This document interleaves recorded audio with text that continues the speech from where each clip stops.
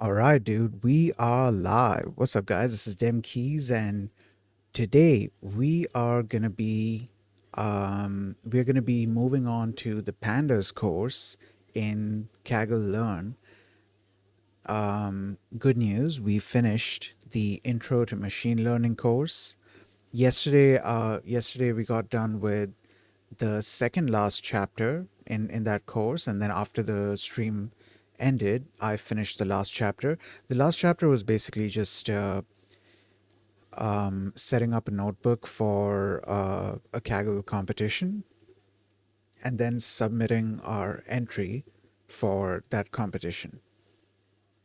So that was kind of like it was helping us take our first steps into well, I mean, in that case, it was my steps because I did that off stream. But yeah, it basically helps you take your first steps into um, competitions. Give me a second. I just realized that I need to have this thing active in order for you guys to be able to see the cursor moving. Yeah, there it is. Okay. The last chapter in the Intro to Machine Learning course was basically just teaching us how to join a competition and submit our work to a competition. And yeah, that was a very I guess that was the very first time that I submitted something to a competition like that. Now I think after that I might try more of the Kaggle. I don't know if it's weekly or monthly. I think they're monthly competitions that Kaggle does. They're just competitions for fun. I might do more of those now, and I'm slowly starting to build up my knowledge in data science. So far, I know at least like from the scikit-learn side, I know how to use decision tree regressors and random forests, which are basically collections of decision tree regressors. I'm yet to go into the decision tree classification side. I think I'm going to explore that later on as well. I actually didn't remember that until just now, because yesterday I was saying that as well on stream that, yeah, I need to explore that concept, but then I kind of forgot about it. Well, anyways, um, now we are moving on to the Pandas course, which is this. I just remembered something. Give me a second here. There's something that I need to check and make sure. Okay, we're good. Yeah, great. Let me close that. All right. Yeah. So, um, so we are here in Kaggle Learn, and in Kaggle Learn, we are currently in the Pandas course. I'm just refreshing that to be able to see the completed section. Actually, I could have just clicked on this completed section. So far we have finished these three courses, which is amazing. We've finished Intro to Programming and Python, which were obviously the easy ones because, I already know that. But then machine learning, Intro to Machine Learning. This is this is what was how do I say this? This was sort of the meat of this whole what am I even trying to say? This was the more important thing. Intro to programming was not really necessary for me. I was just completing it because I wanted to complete it. I just wanted to be able to say that, yeah, I've completed this course as well in the list. And then Python as well. There were a few tiny gaps that I filled here and there that was missing in my Python knowledge. But for the most part, it was just, I was able to breeze through the thing. Um, but yeah, intro to machine learning was the main thing that I was more concerned about learning. And of course, there's the other chapters as well, which there's so much that I don't know in them. So those chapters also I want to learn. But yeah, yeah. Now that we've started and we've completed Intro to Machine Learning, I'm excited to move forward. And just like Intro to Programming and Python, I also already have some knowledge of pandas because I do have some experience working with pandas on projects. But I'm pretty sure there's gaps of knowledge that can still be filled in there. Hopefully this course should go pretty quick. So this is the course, and the interesting thing is in in the tutorial, the very first chapter tutorial, they mention this thing. They say along the way you'll complete.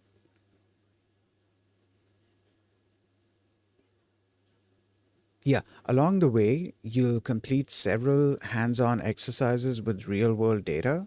We recommend that you work on the exercises while reading the corresponding tutorials. So that was something that I found interesting. So what I did is I opened up the tutorial on another machine and I had the notebook open on this machine. Obviously, I could have just had the notebook open. I could have had the tutorial open here and also had the notebook open in another tab like I'm doing right now. But the other method is a lot more convenient for me, at least off stream. It's a lot more convenient for me. Right now, just for the sake of showing it on stream, I might have to do it, you know, do it in this way where I'm reading and then switching. But that's not really a problem.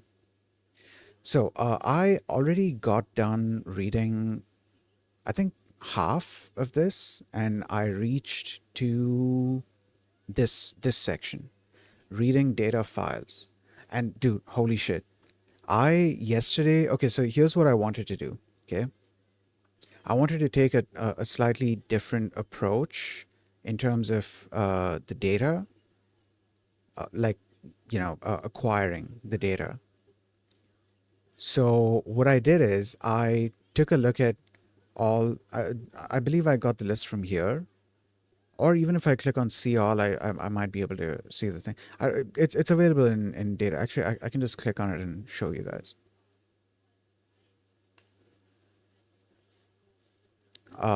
In the data section, you can select whatever whichever data set you want, and within the data set, you can select whichever file you want to be able to view the thing. Hold on, this is buffering. Are we good on the internet? We seem to be okay so far. Okay, that's fine. The point is, there's a list of data sets here. Can I see it from here?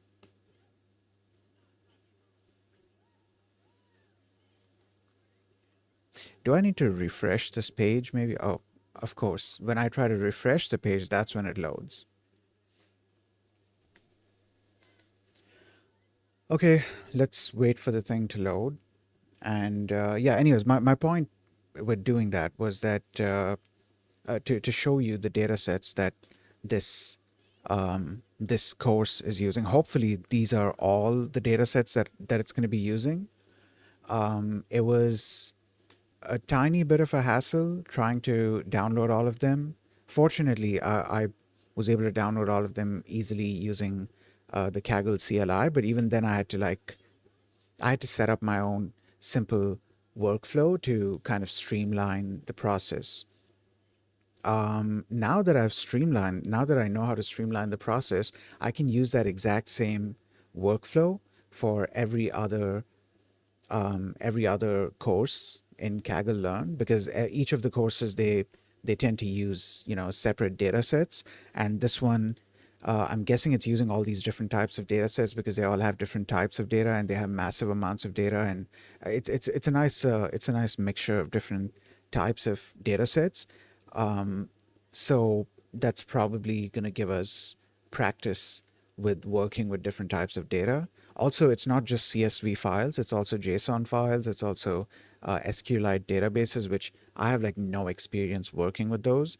Fortunately, there are one or two courses relating to SQL as well, though they're not So okay, I have experience of SQL itself. I know the language. I know how to work with, or well, I have worked with SQL Server in the past, but I don't have knowledge of working with stuff like MySQL, SQLite, and you know the the database technologies that are used in the present day. I don't have too much experience with them.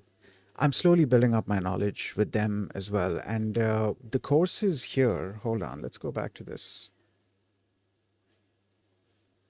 Um, yeah, Intro to SQL and Advanced SQL. So this is using something called Google BigQuery. I'm not sure what that is. I don't know if they're actually going to make us use any of the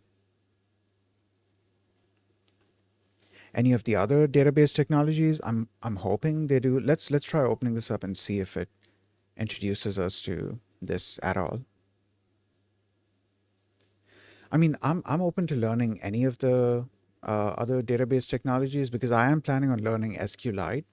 I believe Python has within its standard library itself, it has a certain amount of support for SQLite. So I guess that would be a good one to start with. Give me a second. Let me just Google what is BigQuery. BigQuery is an AI data platform. Okay. BigQuery is the autonomous data to AI platform, automating the entire data lifecycle from ingestion to AI-driven insights. Okay. All right. That's interesting. Okay. Okay. So, we'll get to that later. We still have two, three actually whole courses to finish before we get to Intro to SQL. Actually, no, hold on. We have a couple of them to finish because um, I believe data visualization comes somewhere after either intermediate machine learning or feature engineering. It comes after one of those or maybe after both of those. So we still have some time before we get to the SQL side. And there's quite a bit of interesting stuff that I have to learn here. I also do want to get into into either MySQL or SQLite before I reach to this. Um, yeah, yeah,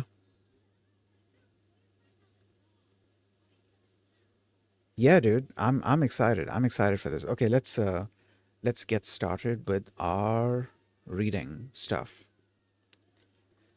So I'm already done with half of this, and the the course is currently at, or well, I am currently at this point in this chapter. Um, right. Let me load this up on the other screen, and then I can start reading. Also, let me load up my stream manager on the other, not on the other, on my phone. Let me load up my stream manager so I can see the chat and also see my stream and all of that good stuff.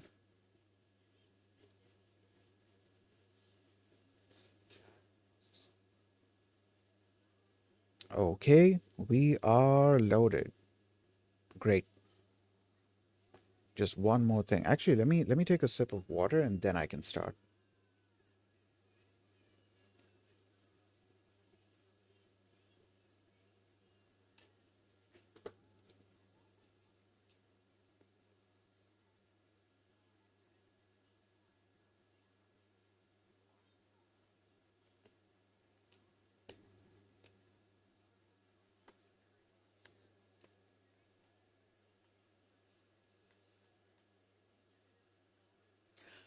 All right, dude. Let's begin slash continue. Where was I reading from? Here. Okay, being able to create a data frame or series by hand is handy, but most of the time we won't actually be creating our own data.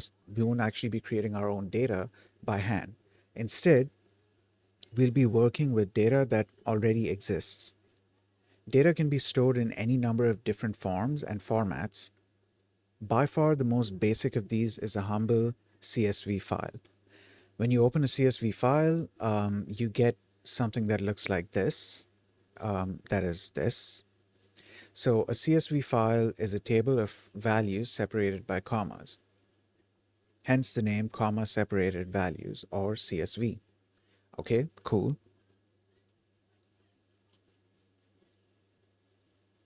Um, where was I? Yeah. Let's now set aside our toy data set and see what a real data set looks like when we read into a data frame. We'll use the pd.readcsv function. Yeah, okay, the readcsv function to read the data into a data frame. This goes thusly. Okay, great. And after that, we can use the shape function, the shape attribute, um, to check how large the resulting data frame is. Yeah, so I have done that over here. And additionally, it also recommends that we use the head function because it says that, so now, so our new data frame has 130,000 records split across 14 columns.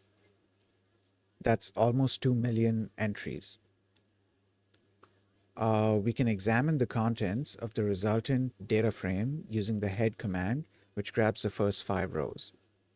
Yeah, so let's do that. I've already typed out the code because I was doing this before the stream, and that is our result as well. Let me run that again, and there it is. Additionally, something that I was doing before stream was I was looking into Visi data, and I think now it's time for me to actually properly learn Visi data. Maybe I might dedicate a stream to just learning Visi data. I remember I did do a stream um, a short while back. Maybe it was like 2 months back or something. Maybe 3 months back. I don't remember. I'd done a stream where I was learning Visi data. Maybe there were multiple streams where I was learning Visi data. Visi data. Holy shit, dude. VD. I'm gonna say VD. So where I was learning VD, and I didn't really go too deep into it because I kind of got busy doing other stuff. But now there is actually now I actually have use for it because now I'm dealing with all of these data sets. So it becomes a lot easier to explore a data set when I'm able to easily open up the table, let's say in this way. Okay, so I can open up, I've downloaded all of the data sets here. So in here, I can go with the data set from our previous course. I think this was the Iowa data set, the Iowa training data set. So if you see here, I have the entire CSV file open. I have all of the data present here. It is super fast. It didn't take time at all to open up. I even tried opening up this data set that, hold on, this data set that's mentioned here, WineMag data 130K. It says 130K because there's 130,000 rows in it. It even opened up that data set. Actually, I can show that over here. Hold on. Um, Wine reviews, and I believe it is. What are the names here? I'm not able to see that top one's name, but it says first. So I'm going to open up this. Look at that. Look at that. Close to 130,000 rows. You can see the number of rows in the bottom right corner. Close to 130,000 rows, and it opens up super quick. I also recently understood what exactly the frequency table is showing because when you start learning about Visi data in one of the tutorials, um, they will show you that, okay, one of the things that you could do is you could open up a frequency table from the data that's being displayed. I didn't realize that the frequency table was being created based on the column that you currently have selected. So let's take a look at this. It says country, and then there's a bunch of countries, right? So it's 130,000 130,000 rows. So there's definitely going to be repetitions of countries. So if I hit Shift F, now we have a frequency table over here. And for a short period, we actually got to watch it being calculated. So you can see it gives you a histogram. It's essentially binning the data. So it creates bins.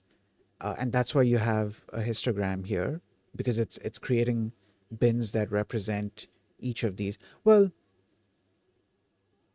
histogram, generally the bins are like ranges of values. Um,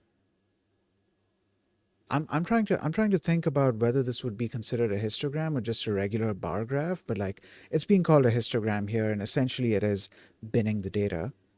We are like we are generating a count of the number of data points that we have within a specific category, and that means within a specific bin.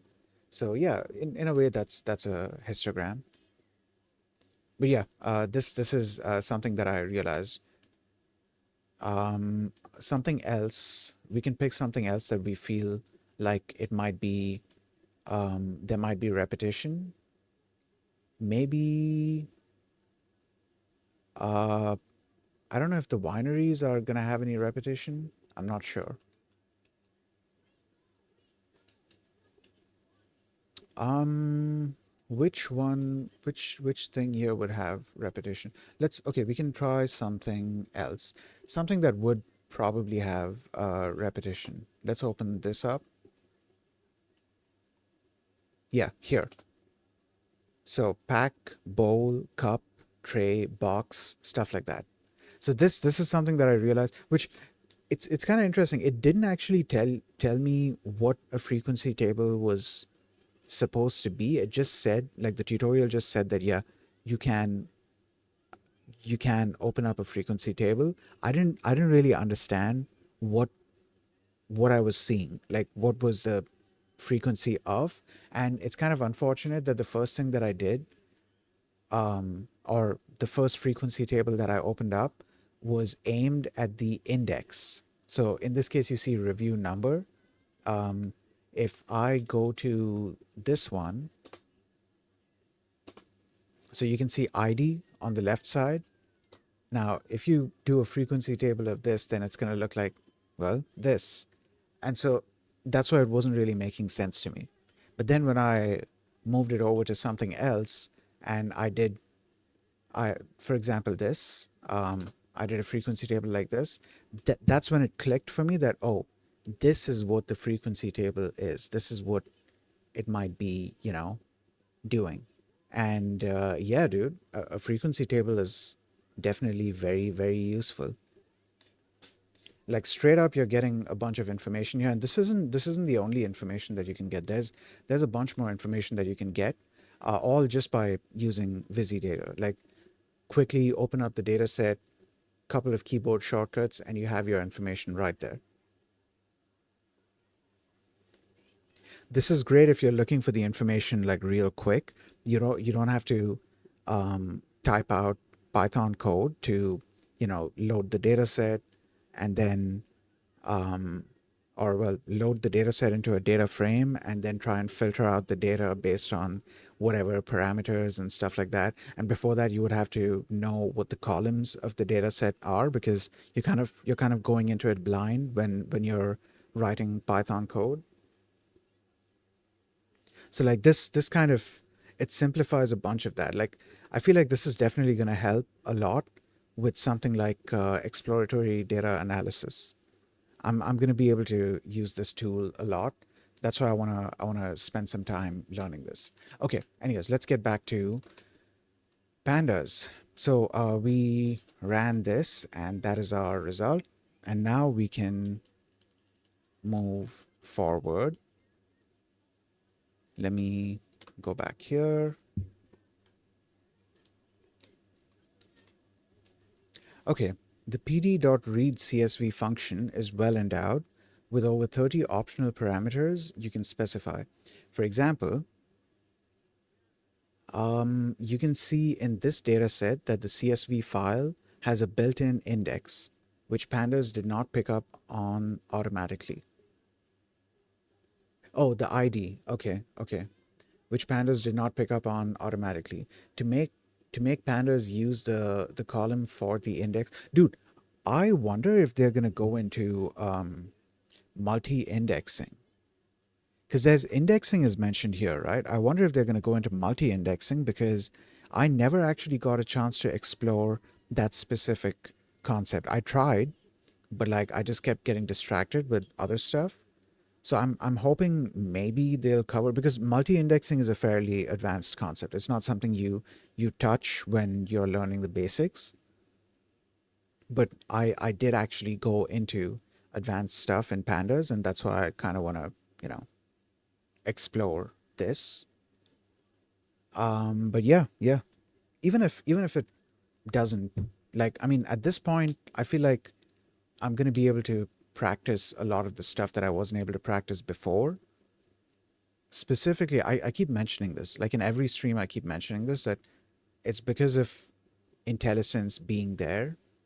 So now I actually have a working coding environment that is not super slow like VS Code was, and that actually has um, IntelliSense working as opposed to how Kaggle notebooks was how the Kaggle notebook tech was, which it's kind of disappointing because IntelliSense did work at one point in time in Kaggle notebooks, but then I don't know if this is like a me problem.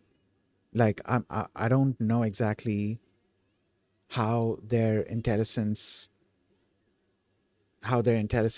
features are being powered, how they're being run, what exactly is causing the IntelliSense the drop down menu and stuff to be populated by whatever methods and classes and stuff. I'm not sure. So because I don't know how their tech works, so I can't really say whether it's a fault of my system or it's a fault of their system.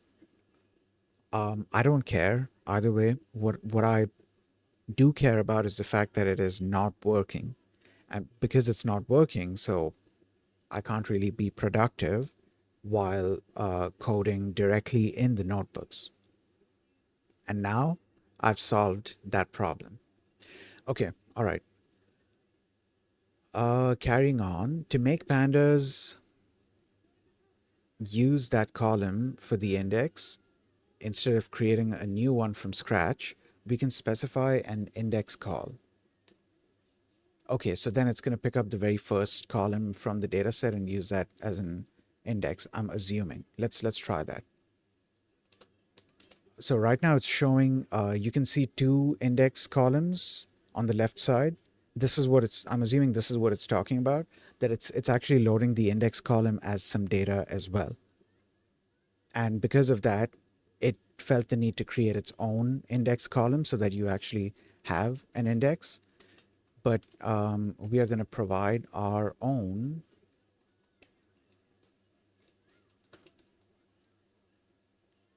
What was it? It was arguments. Yeah, there we go.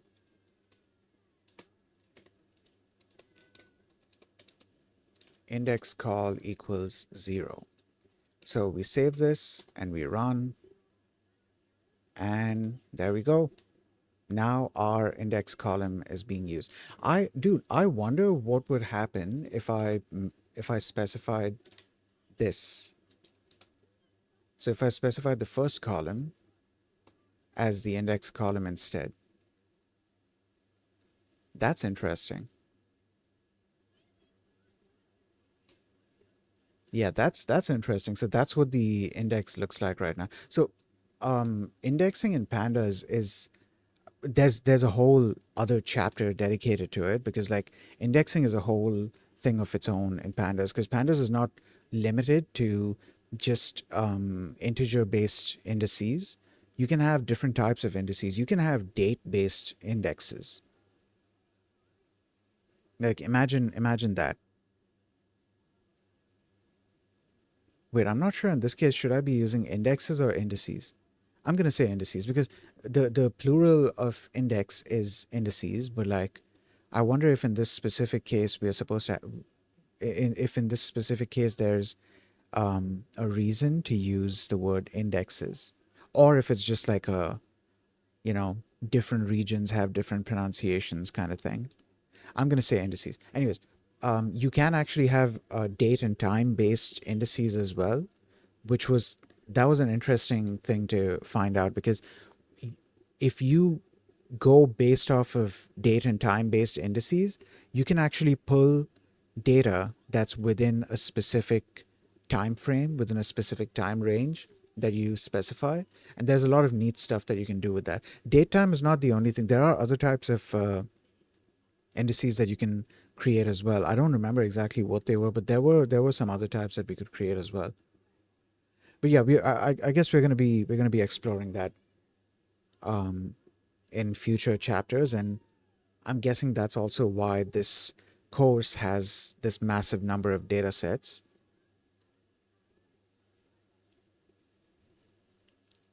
But yeah, okay, cool. So we did this. Great. Now, oh, okay. Now we move on to the exercise based on what we learned yesterday, today, based on what we learned in the previous chapter. We are going to go through this exercise.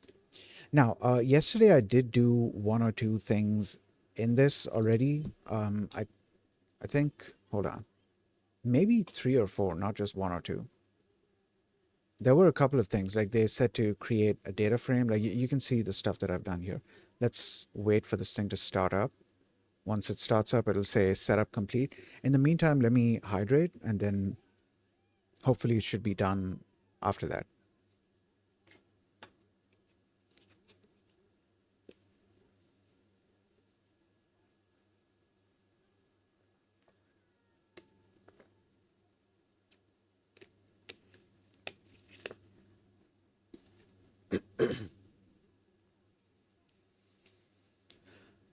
Okay, just in time. Awesome. So setup complete. And this thing has, I already did this yesterday. We're just creating a data frame with specific column names and certain specific data. Next, we are specifying row names. So we gave like a custom list of indices. And next, we were doing a series thing, which admittedly it was this was something that I needed to read up on. This is something that I needed to go back and read the series chapter before, coming and completing this, because I have not worked with series nearly as much as I've worked with data frames. And so even though data frames are essentially a collection of series, but like I've usually worked with data frames, and when I worked with series, it was usually working on something from a data frame which returned a series. I didn't like directly work with like only a series, or there were very few situations where I was working with something that was only a series. If it was a series, then there was a decent chance that it was being returned as a chunk of data from a data frame. That's why it was a series. Either way, because of stuff like that, I never really dived. I never really dove too deep um, into series, so it was interesting to learn how to do stuff with series as well. So we are done with that. Now there is this thing for loading. Okay, so the file path for the CSV file. So it wants us to load this. It wants us to load this file.